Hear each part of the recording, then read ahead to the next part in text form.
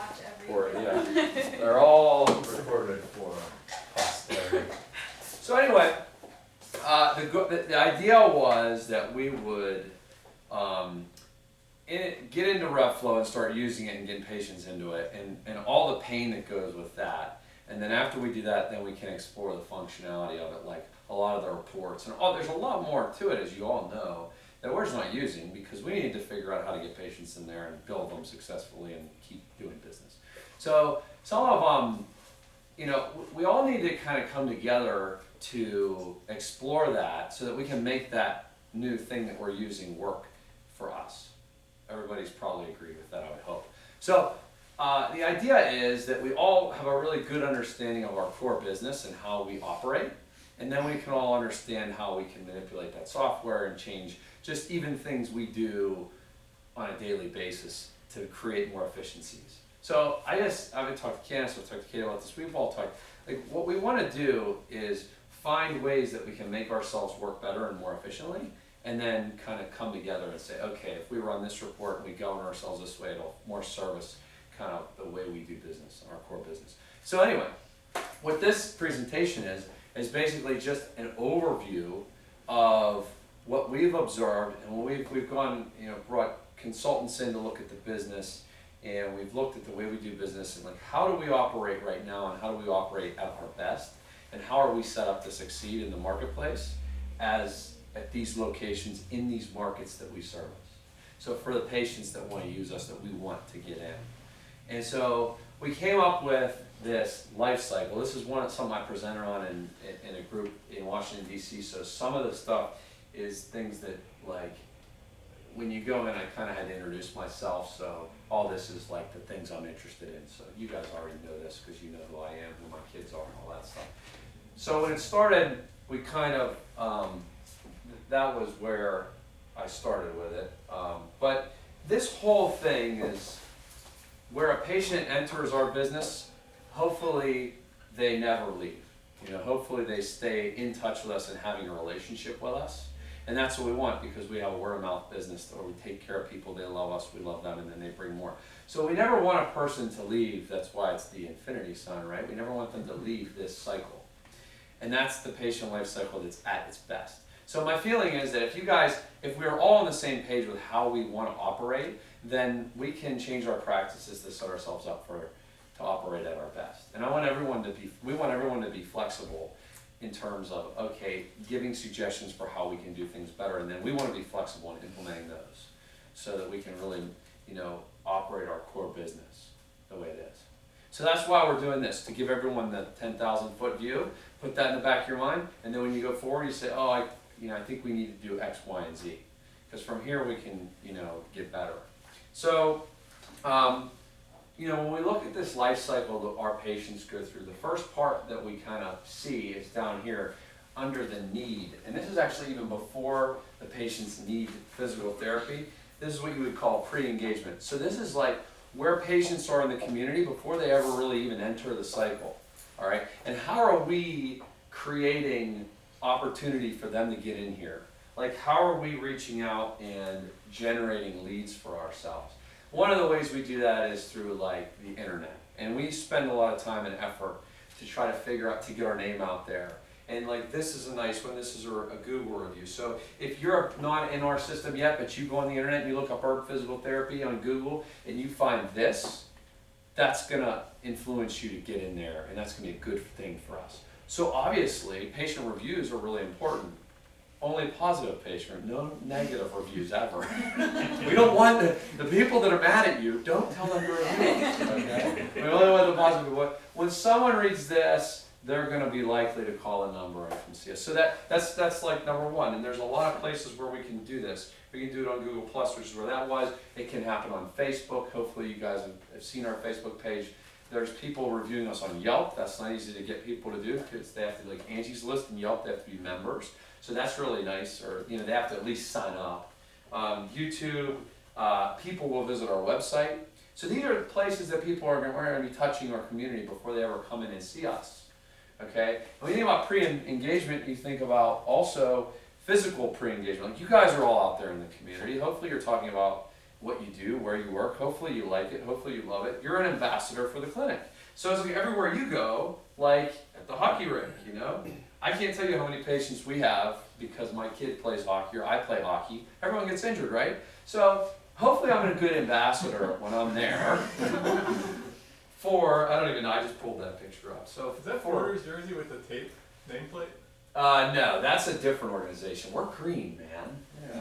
No, I mean, one of the kids has like tape over his name. Yeah, maybe they didn't allow to play on the team or something. So, but I just pulled up a youth hockey picture. So because you guys, that's where I'm at. You know, I'm there all the time. So I'm an ambassador for the clinic. So I hear somebody say they hurt themselves. I start talking to them about it. This is what I do, you know, and I'll ask them about it, which we're going to talk about later. It's like really important to just ask people what's going on with them and get that connection. So that's the pre-engagement phase. And if we go back to, you know, again, getting the whole picture, you can see down here that like there's lead generation is here. So we're trying to generate leads to bring people into the business, right? So the next part of it is kind of like research. The patient's researching us. They're looking about coming here. Then the next thing is up here, and it says conversion. So there's all these little points on this chart. Like it says lead generation here, conversion there, lead generation. So the different parts of bringing people into the cycle have to do with like, are they a lead or are we converting them into this thing, bringing them in? And that's kind of where businesses succeed or fail. So, you know, if we look at the next part, this is more like engagement. So this is when they're actually with all this stuff, they've looked at different clinics, they're going to pick up the phone and call us. And so they're going to call and talk to one of us. And this is where we've already had training on this, right? Yeah, like I did the big thing with trying to think about how we want to be and how we don't want to be salesy. We don't want to be like that guy, but we do want to serve the need of the patient. So I've always thought like there's a patient there. She's just sitting there. Okay, cool. So she's good. So one of the things I've always sort of figured was if I pick up the phone and somebody calls here and they say something like, well, they just ask a question, like I personally end up getting that person on the schedule just because that's how I operate. Like, and I always thought, well, what makes me any better at this than anybody else? And I've since done a lot of training. We go to these courses, and there are actually practical like ways to break that up for when you're talking to a patient on the phone, they're not sure if they want to come in or not. Like, how are you going to get them to come on the schedule? Because at the end of the day, every one of us is picking up the telephone, I hope, right? I mean, I do it, Bruce does it, Paul does it, all you guys do it. It's not just Candace, it's not just Kate, it's not just whoever is the aide. So every one of you needs to be like awesome at this. If somebody calls and says, how, you know, what are your hours?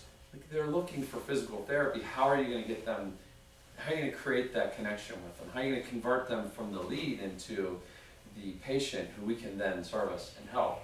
And so that's kind of like, there are parts to that. And that's sort of like where we go with the phone training.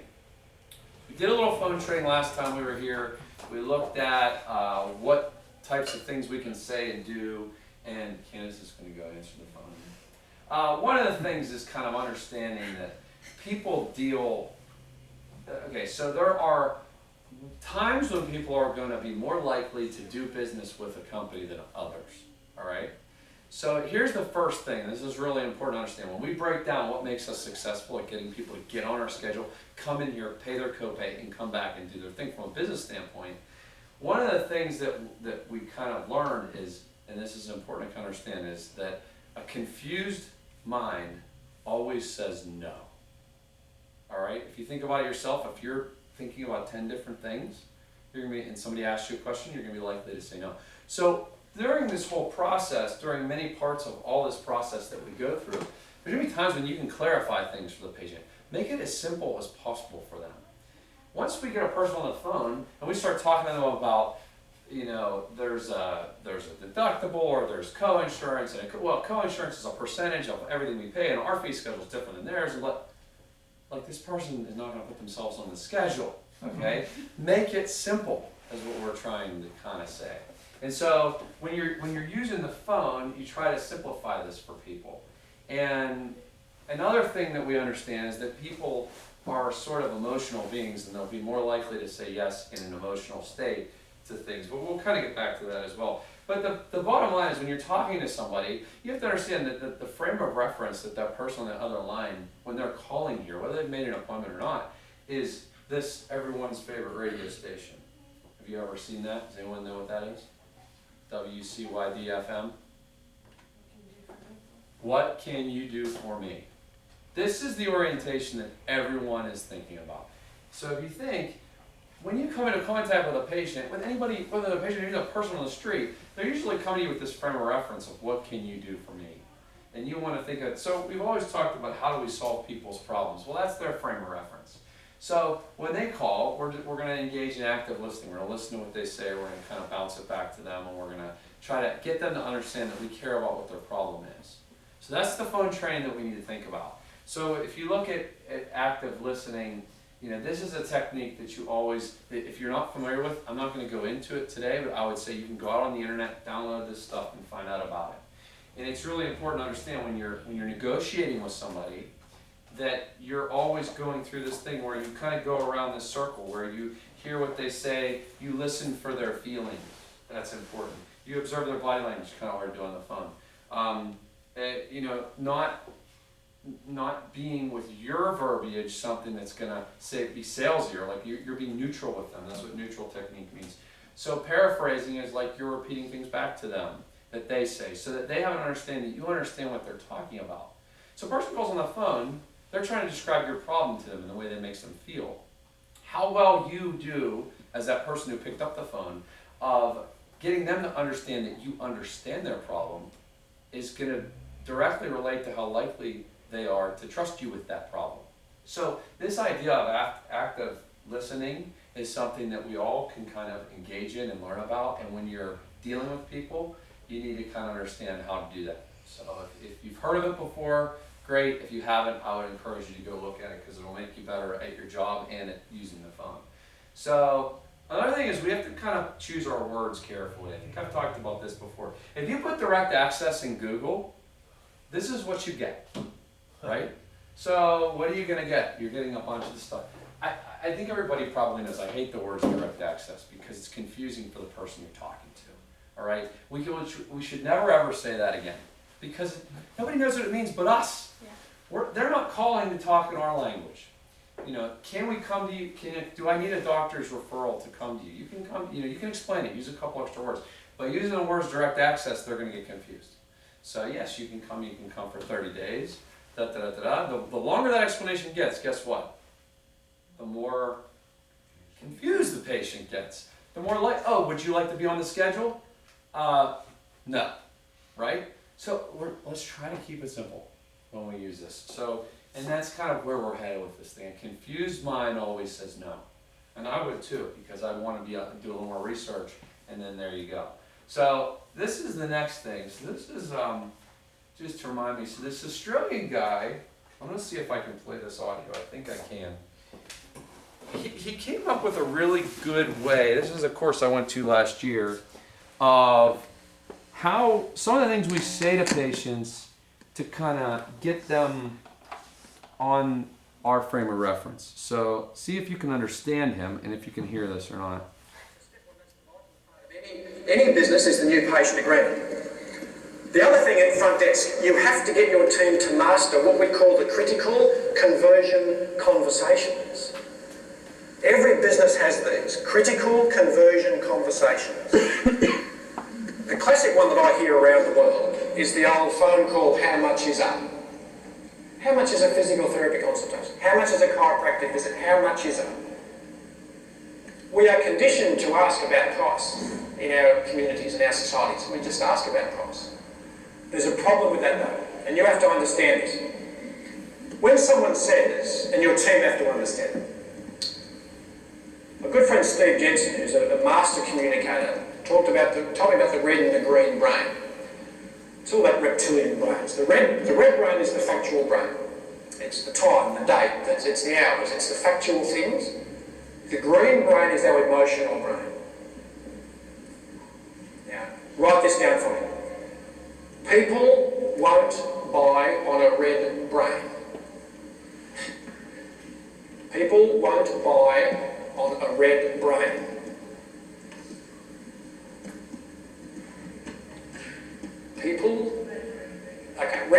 brain is your analytical brain. It's the number, it's the date, it's the cost, it's the time, it's the where, it's the when, it's that analytical material. The green brain is your emotional brain. You have to teach your admin team, and you have to know it yourself, to turn on the green brain. And there is any question you get. I was setting the spiel for this. I'll teach you the script that has made my clients and myself absolutely millions of dollars. So it's the script. If this is all you teach your admin team, it answers the question, how much is it a consult? What are your hours? Do you look after shoulders? Do you do insurance? It'll answer all of those questions in one. Would you like to know what it is? I'm not going to tell you. No, this is all you learned today. This is golden. What have you done? What have you done? I need to make an appointment to see the physical therapist. What have you done? Do you do shoulder surgery? What have you done? You open late? What have you done?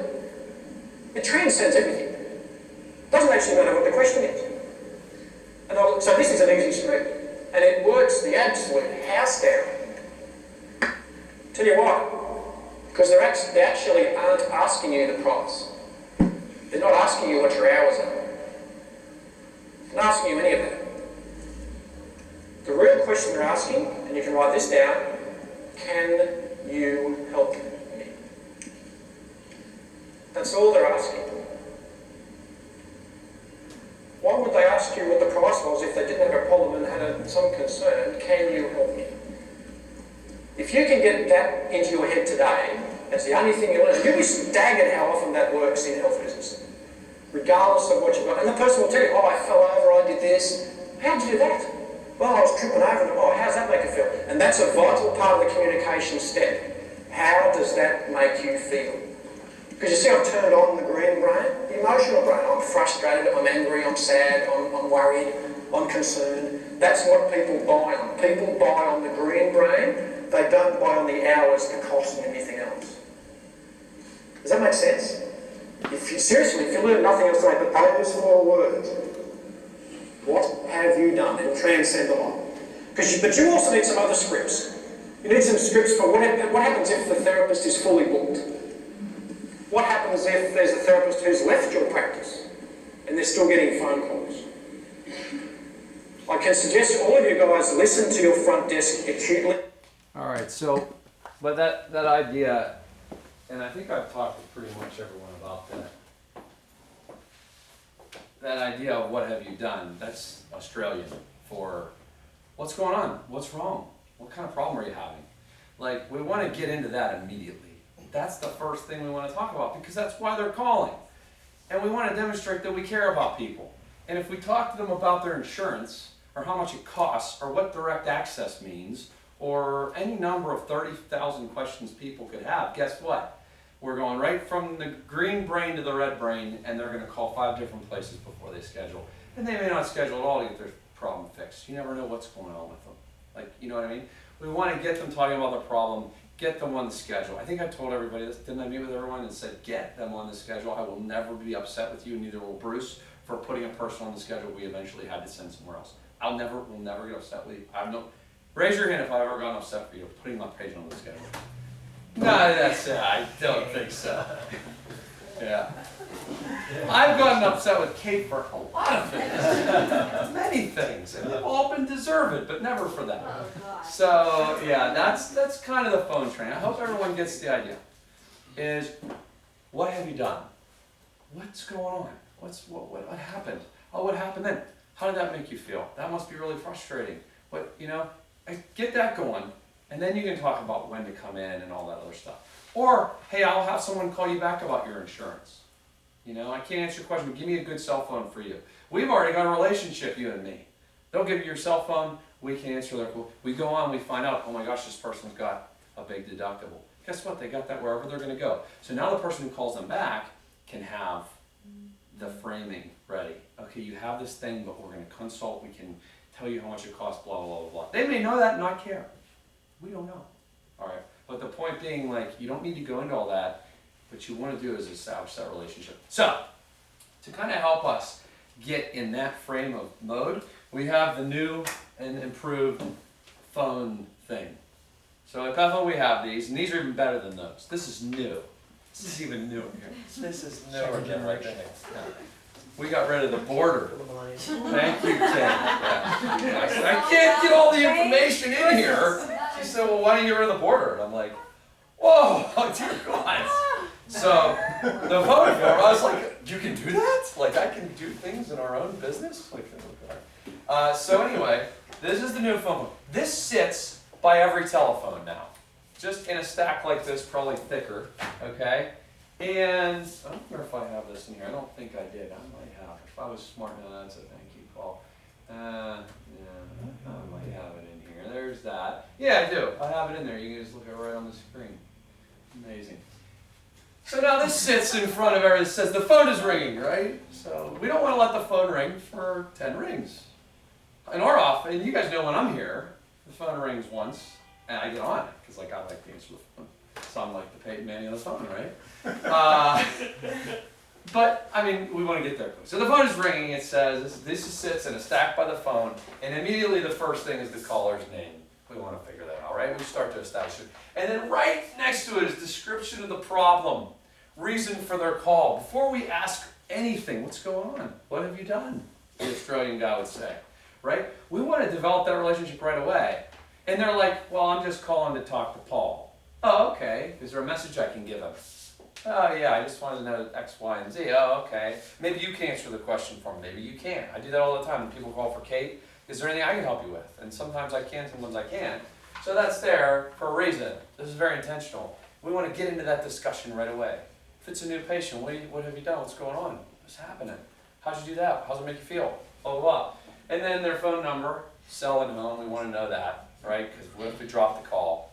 And then if it's a call for one of the employees, just calling to talk to Jim. Oh, okay. I put Jim's name there. I take this thing off here, and then I fold it in half, and there's a little note that goes on Jim's desk. So-and-so called. Easy enough, right? This is now the new while you're away thing. There you go, Joe. Find your desk. Make sure you get back to that guy. Find your desk. And then below there is our new patient form, right? So we're starting to streamline. Before it was, I'd like to schedule to get on the schedule, and it was like, okay, hold on. I put them on hold. I go to the drawer. I never know where it is, especially here. Over there, I don't know where it is, let alone here, because I'm clueless. So I find this, and then I get all the information, right? We did change this a little bit too. The next thing on there is, maybe we should do a text message to welcome you to our practice. All right, we're doing that right away. We just established a nice little relationship. They told us what's wrong. We're friends now. Yes, that would be great. Welcome me.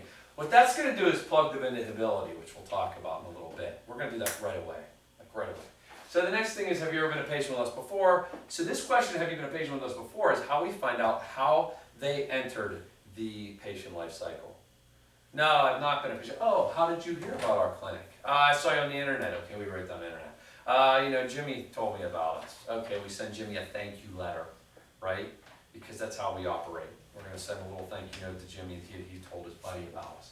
And then from there, we go down. Now, it says patient name is different from above, because a lot of times what will happen is mom calls.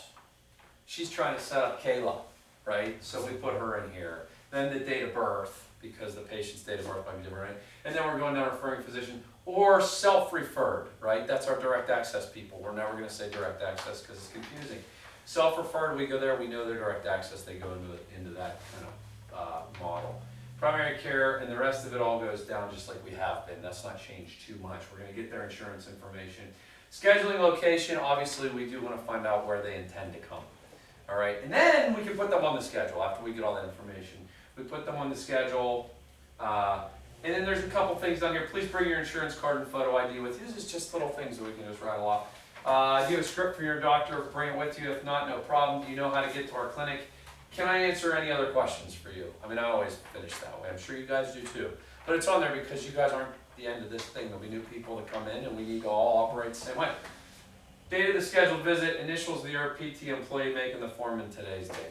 That's the new phone form. These will be in a pile by every phone. So when you answer it, you'll have that. All clear? There's one. Good. So that's the phone. That's the new phone form. and that's kind of how we manage the phone. And then when we find out who it was, you saw a little thank you note I skipped over. We're going to send them a thank you. I think we do a lot of that already. We can maybe change it. So then they get in the clinic. So they have their initial contact with us. So they come to the clinic. And what do they see when they first come in? This is a pretty cool little front office desk that I saw. I thought I would kind of show. What's your first impression when you walk in the door of a business, whether it's Starbucks or whether it's the oil change place or whatever?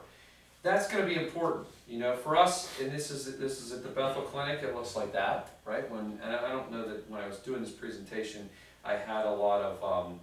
I didn't have any pictures of the other Little bias. clinic. Yeah, all right. But you know, is the waiting room tidy, right? They're going to see our little white board out there. Look at all these people they've helped. It gets them in a good frame of mind right off the bat, all right? So that's why that's out there, you How know? often do you think we should update the whiteboard? 'Cause So the ours- whiteboard probably has to be, take a picture of it, right? Okay. The whiteboard's a good question. I think when it fills up, Ours- picture and then some Okay. alcohol. Ours and- is, and, ours you know. is pretty full. Ours has been full too because there's no place for people to write. Okay. But take a picture of it on your phone. We're gonna put that on the website, All right. right? So we're gonna do that for both places. So they'll, you know, people tooling around, they're looking to see her. We'll just have, so yeah, take a picture of all those. Start over with ours. Yeah, plus people might, we don't want the patients to think we're just erasing them. You know, they'll have a permanent thing. So, you know, of course, those are we got the coffee maker, we got the lady at the front desk, she's got a smile on her face, and then there's Patty over there, right? And that's okay, she's smiling in that picture, it's awesome. You know, we got the cucumber water. What's our initial contact like with this person? Do they want to come back? Because we're starting to get from, did they make the decision to come here the first day? Did they want to keep coming? Okay, because the way we do this, the way we help people, and the way we make money and ultimately get paid is by people coming and then fixing their problem through the therapeutic effect of repeating physical therapy, whether it's at home or here. So, you know, there's the whiteboard. We just talked about that. That's awesome. I wonder what it says on there. Walk 2 miles. Yeah, that was good. Yeah. Well, you know, that's a good one. Shave your armpits. That's That right, may be. that's That's on the functional scale for sure. Yeah. You know, like when you go to Disney World and you walk in, the first thing you see is this. Like when you walk into Disney World, you walk right in, and that's the first thing you see. I can tell you right now, if you went to Disney World today, there wouldn't be any thistle. There'd be no weeds in here. Not a single one, right? There's not going to be any garbage in there. When you first walk in and you see this big thing, whoever's ever been there before, you see this is where they took your tickets, they got all their business out of the way. You come in here, there's what it says, let the memories begin. There's Mickey Mouse, there's always decorations. There might be like, you know, the Halloween or whatever. So, We're just gonna get the mums in there. Come on. you You gotta get the weeds out front. what you want them to see is a pawn shop. No. So anyway, we're going to put up some stuff. Anyway, what do we not want people to see? So this is at the other clinic. Yes. This is not our desk, and I cannot control this. But if you look at this desk when you come up to see it, what's the first thing you notice about this? Other than it's kind of in disarray. There's a lot going on. The brain is confused, right? How about this? Look at these signs. There's got to be 100 signs here. Do you think anybody reads those? I'm their patient. I don't read those. I don't even know what this says. It's an important announcement. And then there's 2 paragraphs under it. Nobody reads this stuff. Just do a Trump. You just build a wall. Yeah. That's right. So, you know, and then there's like the count and all this crazy stuff. And it's just like, and not they're actually pretty good for a PCP's office, I think. I go to other PCPs and you guys go and market people. I mean, it's crazy. It looks awful. Everything's in disarray. I mean, these guys are actually pretty good. But I took the picture because I thought, well, you know, we could all get better. So anyway, when you guys are here, you're keeping your workstations hopefully tidy because, you know, the tidiness, the cleanliness, people equate that with professionalism, and they equate that with knowledge, and they equate that with, you know, whether or not they're going to get better. So that's the next thing, and then we start to give them their packet of things they're going to get. Okay, so they're going to come in, they're going to start to do their paperwork. Everyone knows the paperwork, but we have some new things in the paperwork, like they're going to get